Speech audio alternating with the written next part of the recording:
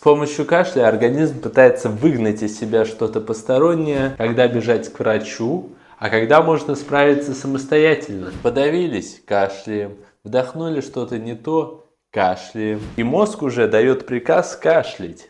Кашель – это не самостоятельное заболевание, а лишь симптом. Симптомы могут быть следующие. Это осиплость голоса, сухой лающий кашель. Казалось бы, как нос может быть связан с кашлем. Как же нам помочь ребенку в этом случае?